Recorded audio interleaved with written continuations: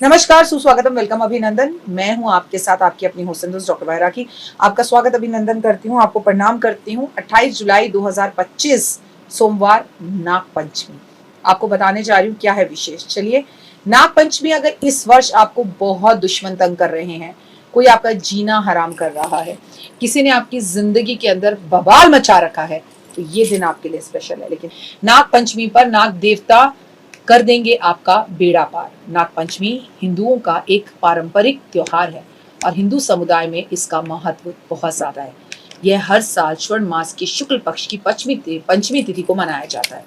हरियाली तीज को 2 बार मनाया जाता है। नागपंचमी के इस शुभ दिन पर पूरे भारत में लोग सांपों की पूजा करते हैं और वही सांप जो महादेव के गले में है।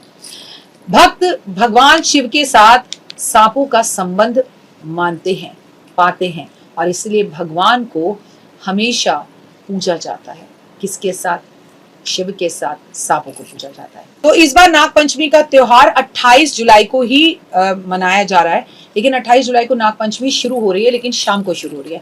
ऐसे में नाग पंचमी मंगलवार 29 जुलाई को मनाई जाएगी। इस दिन आप शुभ मुहूर्त के हिसाब से पूजा कर सकते हैं। लेकिन एक बात याद रखिएगा, ये 28 या 29, इसमें बहुत परेशानियां हैं। कोई 28 बोलेगा, कोई 29 मिलेगा, तो 2 मिनट का उपाय, जिंदगी बदल जाएगा। मैं आपको सही डेट बताऊंगी। नाग पंचमी का मुहूर्त जो है, नाग पंचमी के दिन पूजा की जाती है। जब भी आप नागों की पूजा करते हैं, कोशिश करें कि आप सुबह सुबह करें। जिस समय आप पूजा करें उस समय आपके जीवन में, आपके मन में धैर्य हो।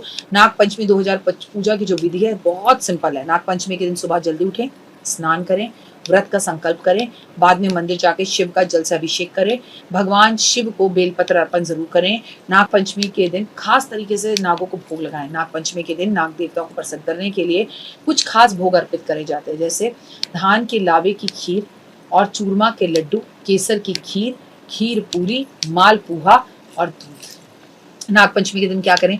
सीधा शिव से इसका मिलन है। इस दिन ब्रह्म मुहूर्त में स्नान आदि करके संकल्प करें कि आज आप मंदिर में जाके भगवान की पूजा अभिषेक करेंगे, रुद्राभिषेक करेंगे और नाग नागिन का दान करेंगे। फिर आप भोलेनाथ पर बेल पत्र जल आदि अर्पण करें और 8 रूप जो भगवान के हैं उनकी पूजा करें, तो आपको इससे बहुत फायदा होता है। नाग देवताओं की पूजा करने के बाद, जीवन में आगे बढ़ने के बाद, आपको इस दिन महादेव के पास बैठ के उन लोगों का नाम लेना चाहिए जो आपसे दुश्मनी निकाल रहे हैं, जो आपको सांप की तरह डस रहे हैं। क्या करें?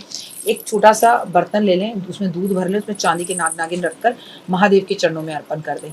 इस दिन आप कांसे के नाग नागिन लेकर अपने सिर पे से एंटी क्लॉकवाइज घुमाकर दुश्मन का नाग लेके आप उसे नदी में जल प्रवाह कर दें। वाले दिन कोशिश करें कि आप चांदी के नाग नागिन का दान तो कम से कम जरूर करें, चाहे आपको कालसर्प दोष है या नहीं है, चाहे आपके दुश्मन है या नहीं है।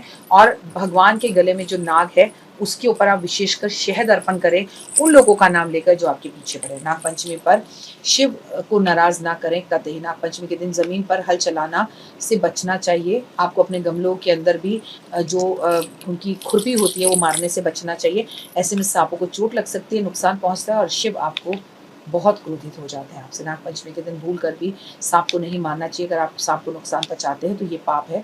अगर सांप कहीं भी दिखाई देता है उसे किसी को बुलवा के पकड़कर बाहर छुड़वा दीजिए। नाग पंचमी के दिन वैसे सांप के दर्शन बहुत अच्छे होते हैं। नाग पंचमी के दिन चूल्हे पर खाना बनाने के लिए तवा और लोहे की कढ़ाई का प्रयोग कई गाँवों के अंदर नहीं किया जाता।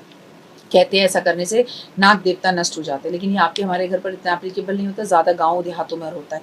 नाग पंचमी के दिन ज़मीन की खुदाई करना बिल्कुल मना होता है, क्योंकि उसमें सांपों की बिल होती है और कई जगह पर सांपों के बिल के पास दूध के कटोरे भरकर रोग रख कर आते हैं। धार्मिक शास्त्रों के अनुसार कहते हैं कि पंचमी के दिन धारदार वस्तु का इस्तेमाल करना ही नहीं चाहिए, चाहे सिलाई हो, चाहे कढ़ाई हो, ये अशुभ माना जाता है, चाहे वो महीने की कोई भी पंचमी क्यों ना हो। नाग पंचमी के दिन नागों को दूध चढ़ाने की परंपरा है, लेकिन महत्वपूर्ण ये है कि अधिक मात्रा में इसका प्रयोग ना करें। आप दूध मंदिर के बाहर बैठे हुए बच्चों में जरूर बांटें।